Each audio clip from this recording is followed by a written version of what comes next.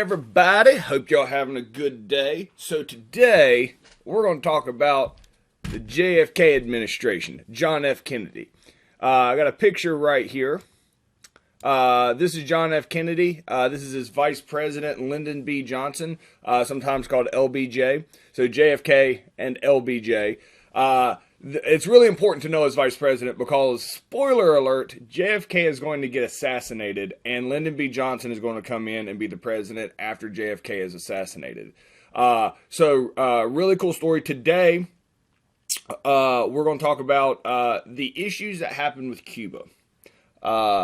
We come real close to World War III in the early 1960s, like crazy close, within like 15 minutes close of complete world annihilation, pretty much. That's not a huge exaggeration. It would have been bad, and we're going to talk about that, and it gets out of hand real quick here. It's really shocking that this didn't lead to a war. Anyway, let me give you a background and explain to you how we almost don't exist today.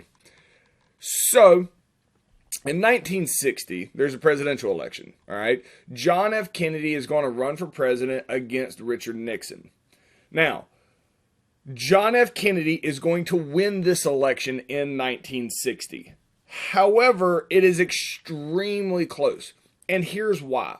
So Richard Nixon was the vice president under Eisenhower, and he was the vice president for 8 years. Very popular with the Republicans, and he's going to run for president in 1960. John F. Kennedy is going to run as a Democrat. So with John F. Kennedy, he is much younger than Eisenhower or Truman or any of these other guys. So John F. Kennedy really looks like a movie star. He's a very handsome guy. Let me see if I got a picture of him here somewhere. I should somewhere. Come on now. Tell me I'm a good teacher. Tell me I'm a good teacher. Nope, I don't have a picture of him because not a good teacher. We'll go back to this one. So John F. Kennedy, really good looking guy. He looks like a movie star. His wife, Jackie Onassis Kennedy, she usually goes by her middle name as well because she was famous and wealthy before they got married. He's young. He's rich. Jackie Onassis Kennedy, whatever she wore was like the style of the time. Like they just looked like $1 million. All right. They carried themselves like that. They were very wealthy. They were younger. That was really appealing to the Americans. We're tired of feeling like we're going to get nuked all the time. And it feels like the old guys keep wanting to nuke everybody. So we're going to try to back away. And the real reason JFK is going to win is he brings a youthfulness to the White House. Now, there is another, and that is true. He brings youthfulness to the White House. Television is going to fundamentally change politics from the 1960 election. So presidential debates have been going on for a while at this point. They're always done on radio because that's what everybody has. Well, it's 1960. JFK challenges, before the election, Nixon to a debate on TV. Now, Nixon's a genius. So Nixon is extremely smart, a great politician, but he's kind of your more quintessential old guy version is how people view him. He's not that old himself, but people kind of view him that way. So Nixon's like, I'm going to wipe the floor with this young whippersnapper, So he's like, sure, I'll go on TV. I'll debate you on TV. So JFK and Nixon have the first televised presidential debate. Now, when this debate happens, Nixon had just had the flu, and he's just recovered from it. He's fine. He's healthy here, but he's lost about 10 pounds. His suit kind of fits kind of baggy because he's lost some weight. Now, today, nobody would ever notice it because nobody wears suits anymore. That's just, unless you're, very few people wear suits on a daily basis. Back in 1960, people wore suits all the time. So people were used to seeing them, and they can tell if a suit doesn't fit you well. Nixon, who's supposed to be the president, is wearing a suit that doesn't seem to fit him real well, and that kind of detracts from him. Not only that, all right, JFK has been on TV before. He's a good-looking guy. He's used to being on TV. He knows you wear makeup when you go on TV. The reason you wear makeup when you go on TV is, you're not actually changing your look, but you can probably see me, my shiny top of my head here under the lights. If I was on TV and whatever, they would put makeup on top of my head to keep my top of my head from being shiny. That's just a thing that they would do. So what, JFK knows this. So JFK wears makeup so he looks better on TV. Nixon, he's like, makeup's for women. So he goes on TV. Not only is his suit a little big, but under the lights he starts sweating, which is real noticeable without makeup. So he looks shiny, he looks sweaty, he kind of crouches when he's listening. JFK stands up tall, looks very presidential. He just gives across an image of a leader. Now, the reason that's important, all right, is JFK is going to win the election, but he's going to win barely over Nixon. So more people vote for him. He wins the popular vote. It is a close election, but he wins. When they look at the results, the people who watched the debate on TV all said JFK won. Everybody that watched it on TV said JFK clearly won that debate. The exact same debate was also on the radio at the same time. Everybody who just listened to it on the radio said hands down Richard Nixon won because he made better arguments. Well, more people in 1960 watched it on TV than listened to it on the radio, and that's why JFK won. TV is going to fundamentally, from this point on, change politics because you have to look presidential from this point on to be elected. That's just the thing. That's the bias that's in the American people's mind. So television, without television, JFK probably doesn't win. But because he looks like a president and presented himself that way, that gave him the edge he needed over Nixon. Not saying he wasn't a competent president, but it was so close. That edge of his image that he put out gave him the edge and had him win in 1960. So JFK comes out. About a 50% approval rating. All right, he's got to come out. He's got to win everybody's approval rating. When he comes out as president, he goes, you know what? I think black people should be treated equal to everybody else. This in 1960 actually made you unpopular. JFK's approval rating goes down. I mean, he is not liked pretty much from the beginning because of his support of the civil rights movement. And he didn't start out with a huge mandate, which means overwhelming support of the American people to begin with. Some of the things that he does that are very positive. He, first thing, it's called the best and the brightest. So his cabinet, the people that work for him, the people he picks to be his advisors, are the best and the brightest. It's kind of a play on the brain trust that FDR had.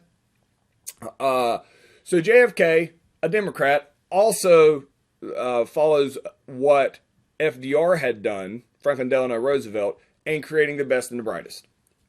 The brain trust. So what he does is he surrounds himself with people who may not like him, but he wants to put the best people in the best positions to help him out. This ends up being a real saving grace for him because we're going to talk about some of the mistakes JFK makes and how he deals with it. And I think if he didn't put the best people in these positions, it could have been an absolute disaster. But he does, and he's going to survive, figuratively and literally, from some of his early mistakes in his time in office. So the Camelot Years. The Camelot Years is a term given to this time period. Now keep in mind, this is early 1960s. The baby boomers are about 10 to 15 years old on average at this time period. And so typically when you think back when you were 10 years old, things are pretty good. A lot of the history books are written by the baby boomers. So the term Camelot Years is a term given to this time period because it feels like everything is new, everything is better, and you're starting something good. Camelot Years is a fictional time period from England with Knights of the Round Table, and like everything was glorious and this like fictional gloriousness of awesome of how society is. You got a new guy that's in office. He doesn't necessarily want to nuke people. He's got a young wife. He's got young kids. So JFK's time in office early on is called the Camelot Years because it just seems like we're moving away from war. So everybody's happy-go-lucky when they think back on it at the time. What it was like at the actual time, who knows? But the Camelot Years is a term given to JFK's early time in office. Everything seemed great and wonderful. We're going to talk about how that changes pretty quickly. All right, I got a video clip here of the election of 1960. But 1960 was an election year, and Vice President Richard Nixon was eager for a chance to lead the country. I declare, therefore, that Vice President Richard M. Nixon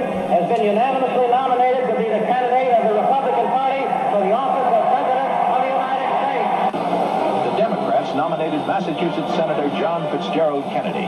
His assets were also his liabilities. He was young, he was rich, and he was Catholic. Kennedy promised to get the country moving again, but it wasn't so much what he said as the way he said it. That fall, the candidates met for a series of TV debates. 70 million were watching, more than would vote in November. The election was the closest in history. So close, most Americans went to bed not knowing who won. The election may have been a close one, but I think that there is general agreement by all of our citizens that a supreme national effort will be needed in the years ahead to move this country safely through the 1960s. All right, this is a, let me get, that's Nixon there. This is like one of the most famous television events in history.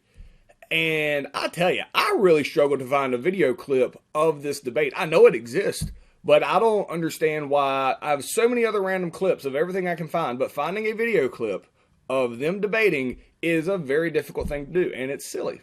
It's just a silly thing that I've struggled with for years trying to find a good one that I am licensed to use. And the reason it's odd is there's a lot of things that are licensed to use that I can't use for whatever reasons. Typically, educators get complete and total access. So if I had it, they're not going to get me in trouble, but sometimes they'll block me from being able to get it to begin with to be able to use it. I just can't find it. So I don't know what the deal is. And I've seen it. I know it's recorded because I've seen it on like history. Anyway, that's a whole nother thing. So I would have had a little video clip of this is what I wanted, but can't find one. So there's that. All right. Flexible response. This is important enough to have a handful of words up here and deal with how we're going to deal with other countries. Prior to JFK being the president, the belief in America was if they got a problem with us, nuke them. Terrifies everybody in America. In the 1950s, we're afraid we're going to drop the hydrogen bomb on each other all the time. Well, JFK's like, hey, how about we use flexible response? Sometimes you can use the military and not nuke them. If somebody's messing with our ships, how about we go talk to them? We can send some troops in. We can send the Navy in. We can do other stuff other than nuke them. So his idea of flexible response made people feel better that because there's ways we can fight wars if we have to fight them that do not involve nukes. And that is a huge part of JFK's idea of let's not get to a point where we're going to nuke each other. Which is funny because he's in office when we come the closest to nuking somebody. It's not his fault. We're going to talk about that story, but he adamantly wants to not nuke people. So this is a cartoon of JFK and Nikita Khrushchev at the time, who's the leader of Russia, trying to keep nukes, all right, which is supposed to be this King Kong gorilla here is a nuclear war, trying to keep it in the box. And so JFK is saying, let's get a lock for this thing, trying to prevent some type of nuclear war. All right. Cuba. Very, very important two stories here. All right. Both involve Cuba. Here is a map of where Cuba is. All right.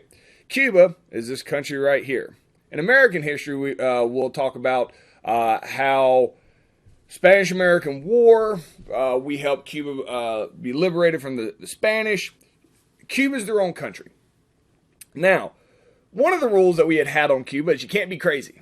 Well, they kind of turned crazy and we were busy doing other stuff. So here's what's happening in Cuba, all right, in the 1950s. So before JFK becomes president, Eisenhower is president.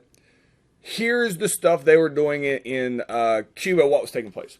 So Cuba has basically a dictator, a guy that we in America don't really like. His name is Batista. All right, another professional wrestler's name in American history that gets used in WWE. So Batista, he is the leader of Cuba, and we don't like him. We do not like Batista because he's a jerk. Whatever. So there is a group that wants to overthrow Batista. Now, America can't legally support this group, but we can like wink, wink, nod, nod. Here's a little help illegally, which is clearly what we do. This group that wants to overthrow Batista is led by a general in Cuba named Fidel Castro. We support Fidel Castro, all right? Fidel Castro effectively overthrows Batista and kicks Batista out of office. Fidel Castro now becomes in charge in Cuba. America at first is like, yay, all right? Then Fidel Castro is like, all right, America, we really need help setting up a new government to get rid of this dictatorship. I'm going to need some more money and aid from you. And America's response is, this is really under Eisenhower. It's like, nah, I think we've helped out enough. You can figure this out on your own.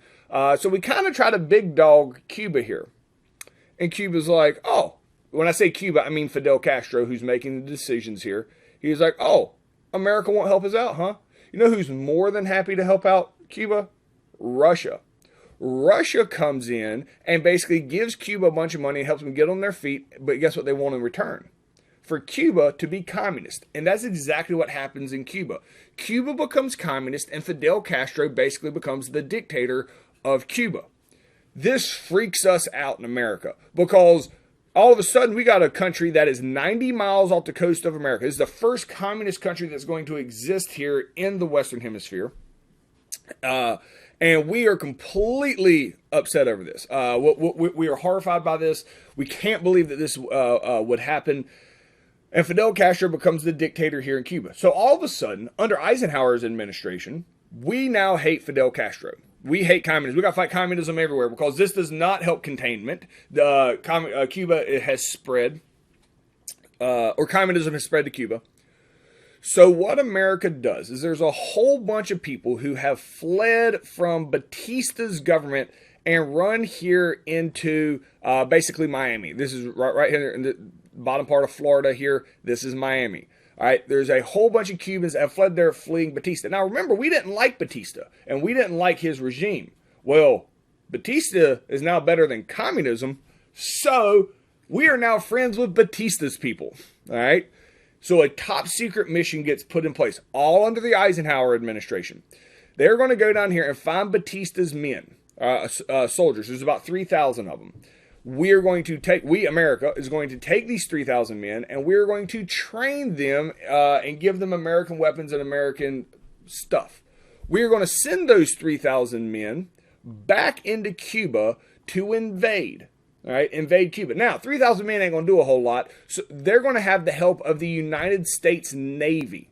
So America's going to send Batista's men back into Cuba to overthrow Fidel Castro with the help of the United States Navy. And then we can be like, oh, surprise, that happened. All right. Now, this is clearly illegal, but we really don't want communism here either. So what you going to do? So we set up this top secret mission. All right. All systems go. Well, then the election in 1960 happens and JFK becomes the president. Like JFK's like first day of office, he comes into office and they're like, hey, sir, we've been planning this top secret thing for years now. We need you to give us the go ahead on it. All right. And JFK's like, okay, what's the deal? And they're like, we're going to send like 3,000 Batista's guys back down here to Cuba and the Navy's going to set it up. Eisenhower's been working on this for years. We just need your go ahead and we'll go ahead and do it. So JFK, he's like his first day in office. He's like, well, I mean, if they've been working on it for years and it's top secret and stuff, okay. I mean, I'm new. Well, what am I going to do? So he signs this, all right? And these men come down to Cuba and they invade. There is a beach, all right, that they invade that is called the Bay of Pigs. It is like the worst named beach ever, but whatever. They invade at this place called the Bay of Pigs, and they're supposed to have the United States Navy come back them up. So we send Batista's men down to invade. This is JFK's call now. Sends them in to invade Cuba, and then at the last minute, JFK's like, our Navy's out here. He's like, nah, man, we can't be doing this. Nah, pull our Navy back. And he pulls the Navy back after the Batista's guys have invaded, and Batista's guys get absolutely annihilated by the Cuban military. Just wiped out. They're the ones that aren't killed are captured. They're like tortured, then executed. It's awful. It is awful. Not only that, every single one of Batista's men that get captured rats out America. They're like, America put us up to this. So almost instantly, the whole world knows what happened. That America tried to overthrow another country, all right, which makes JFK look really bad because he's doing something blatantly internationally illegal that the UN wouldn't tolerate. Not only did we think about doing something illegally, then we didn't do it well enough. Like, we didn't even pull it off well. Like, we backed out. We were indecisive. This also makes JFK look bad, especially to the American people. That this dude, if you're going to do something shady, at least do it well. This guy, so not only is the rest of the world not like JFK, he looks really bad to the American people because he looks like a weak leader. Again, barely won the election, then supports civil rights, which makes him unpopular at the time, then loses at this Bay of Pigs thing, makes him look awful. His approval rating is like rock bottom at this point. To his credit, because you don't see a lot of presidents do this, and I give him credit for this. So when this happens, he goes on national TV, and they're going to ask him questions about it, and he says, yeah, I did it. It's my fault. Like, I'm not going to put the blame on Eisenhower, nobody else. This was my call. It was on my desk. I made the call. It was a bad call. And then I changed my mind. And it was wrong, and if you have blame on it, put it on me. Nobody else. I'm not pulling in. Keep in mind, he's saying don't blame Eisenhower, and Eisenhower's another political party. Look at our current environment in politics. Any chance you can to blame the other political party or a previous president always happens. And even though you guys might be thinking right now in 2020 that, oh, Donald Trump always blames Obama. Man, during Obama's administration, stuff got blamed on George W. Bush, and then George W. Bush had blamed stuff on Bill Clinton. Very common for the current president to blame a previous president. Like, just happens now. But back then, JFK just took the blame. He says, it's on me, man. It's on me.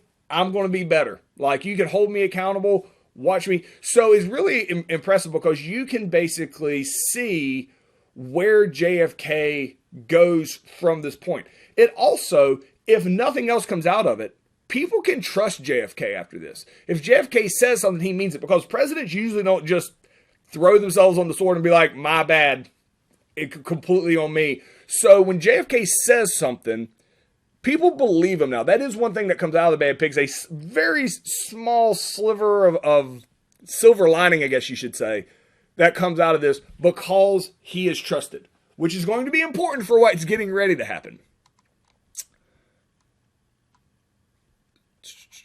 Got a video on that here. Castro is only the beginning of our difficulties. When Kennedy took office, relations between the United States and the Soviet Union were poor. But they were about to get worse. The first crisis came with the Bay of Pigs invasion on April 16, 1961. That day, a group of Cuban exiles invaded Cuba, where communist Fidel Castro was in power. The attack failed, but it soon became known that the American government had supported the exiles. That angered Soviet leader Nikita Khrushchev. All right, so Nikita Khrushchev, pretty grumpy about what happens at the Bay of Pigs. Not surprising. This is a picture of the Batista's men that were captured at the Bay of Pigs. These guys, they don't make it. All right. We, America, came very close to dying. Very close. All right. To the point where we're within 15 minutes of none of us really existing today. All right, and it happened when JFK is president. Not JFK's fault. All right, this is actually going to be a redeeming situation for JFK. So clearly, Fidel Castro super grumpy with America. Russia capitalizes on this by starting to give Cuba more money in exchange for letting Russia put nuclear missiles in Cuba. Now, nuclear missiles at this point can travel, we're going to say, about 700 miles, 1,000 miles, maybe 1,000 miles. All right. Today, you can like hit a button and they can hit anywhere on Earth.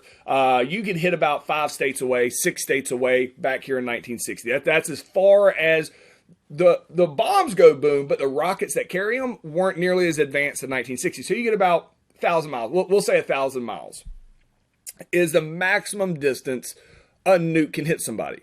Well, Russia is way way more than 1,000 miles away from us, so there's no way that they can launch nukes and hit us. Now, we're friends with this country called Turkey in Europe that is less than 1,000 miles from Russia, and we've been super sneaky, and we've been putting nukes in Turkey, and Turkey's been cool with it, all right? So if Russia got crazy, we could nuke Russia, but Russia has no idea that our nukes are there. So we've just been hanging out. We've been flying over, spying on Cuba all the time because we hate Cuba. We have an embargo on them. We don't talk to them anymore. They still exist in 1962 at this point. Fidel Castro's in charge, and we spy on them, and then all of a sudden one day, we see they have a whole bunch of nukes in Cuba pointed at America. All right, and they all say Soviet Union on the side. We know immediately what is taking place. Russia has put nukes in Cuba. Now, we know Cuba isn't controlling these nukes. Russia is controlling them in Cuba, and Cuba is allowing them to do this. So they can hit Washington, D.C. from Cuba. All right, we are terrified of this. So we fly over, we see that they have nukes in Cuba. Not only that, there's ships coming across the Atlantic from Russia at that moment that have more nukes on them.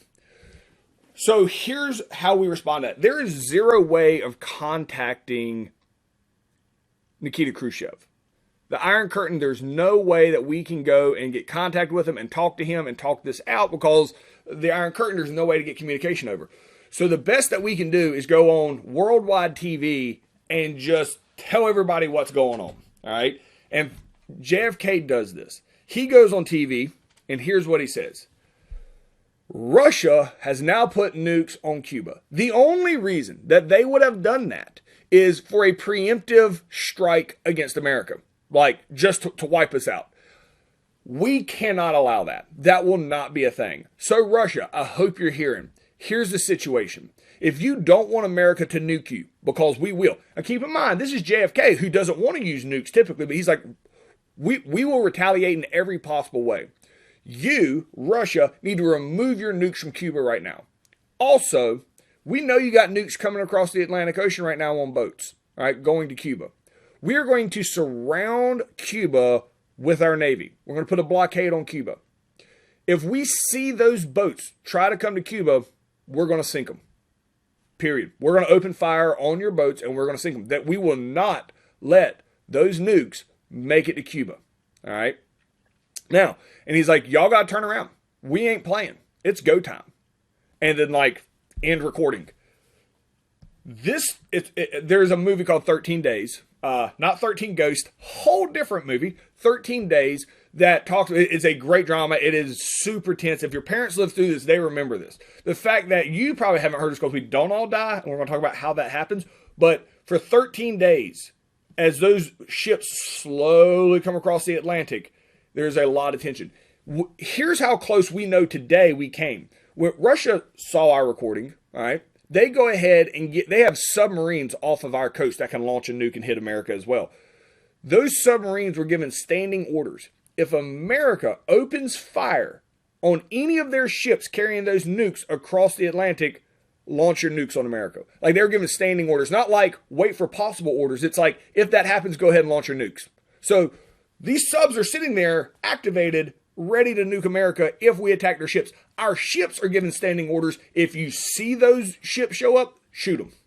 Like, and it's a game of like worldwide human chicken. Like, who's going to turn back first? Is America going to let these nukes through, or the nukes going to turn around? Is this really going to lead to World War III? Oh man, it's super tense. So it's super top secret how this got figured out. This is the best way I have heard it explained. So could this story that I know be completely false? Maybe. But it is the one that I like the most, is the one I'm going to tell you. Everything's top secret of how it actually worked out. But this is the rumor mill in history that this is relatively accepted without any actual facts to back it up. Because it doesn't make anybody look bad. There's no reason to just make this up if it didn't work. So America spies on everybody. Well, Russia also spies on everybody. we can't directly, we need to have communication with Russia, and we can at this time. We find out that we knew we had a spy in France. Even though they're an ally, we're spying on France. Russia also spying on France. So they have a spy in France, we have a spy in France. We basically blow both of their covers so that those two spies can go meet in Paris. So the two spies go meet in Paris, and they basically have to come up with a solution to not have the whole world die. So these are just, not that being a spy is in an extremely important and high stress position, but now these two guys have to blow their covers, be like, hey, yeah, I'm an American spy. They're like, yes, I'm a Russian spy. And they have to like sit down, I imagine, in a cafe, Eiffel Tower in the background. And they have to come up with how to save the world here. Like, how are you going to negotiate? They get one shot at this. They have to come up with an agreement that they both take back to their own sides and both sides will agree to so everybody doesn't die. I imagine because I know how this turns out, so I imagine this is how the conversation takes place. All right, Russia, y'all got to turn back your nukes from the Atlantic or we're going to attack you. And Russia's like, no, absolutely not. We're not going to turn it back. We're just here defending ourselves. And America's like, defending yourself? What are you talking about? You have nukes in Cuba that you can, that's not defending yourself. That's just being aggressive and being offensive. And Russia's like, well, you guys have nukes in Turkey pointed at us. And our guy's like, no, we don't. And Russia's like, yes, we do. That's why we're doing this, because you have nukes in Turkey. See, we had no idea that Russia knew about that. So we're like, we don't have nukes in Turkey. And the guy from Russia's like, really? This is how you're going to play this? You're going to just claim you don't, and then we're all going to die. And America's like, fine, we have nukes in Turkey. And he's like, okay, so this is why we're putting nukes in Cuba, is just to be equal with y'all. So here's the agreements they come up with. Russia will agree to turn their ships back and go back to Russia. They will disassemble their nukes in Cuba and take them back to Russia if America will take their nukes out of Turkey and bring those back to America. The two men shake on it. They take it back to their sides. There's not enough time to have another negotiation. They present those terms of both sides, and that is what they agree on. So this is exactly what happens. The ships from Russia that are coming across the Atlantic stop and turn around. When they turn around, they are 15 minutes from sight of the American Navy. 15 minutes more, the Navy opens fire on them. Russia launched nukes on us. We launched nukes on them. We gone. Terrifying. But Russia turns around. They take their ships back. They take their nukes off of Cuba, back to Cuba. Russia takes their nukes off of Cuba, takes them back to Russia. We do take our nukes out of Turkey. Now, here's the thing. While we absolutely take our nukes out of Turkey, that was a big secret. What had happened is America had bowed up to Russia and be like, you better back up. And this is on like worldwide TV. Russia's secretive. We're not. So we said, you better back up. Guess who backed up according to the world? Russia. They don't know anything about the missiles in Turkey. So nobody was invested in that. All they see is America bowed up to Russia, and Russia looked like they backed down. This is a massive win for America. Massive win. Not only America, but for JFK. So JFK as a president now is much more popular after the Cuban Missile Crisis. So we were spying on Cuba with the U-2 planes. This is a picture of Fidel Castro. This is, he has passed away now. He's died. This is probably late 90s. So he was in charge for a really long time. I have a video clip here, and you'll see Fidel Castro much younger. And Washington, D.C. is up here. So they could have reached Washington, D.C., which was, that was a no-go at the time. All right, that's as far as we're going to get today. I will see you guys tomorrow.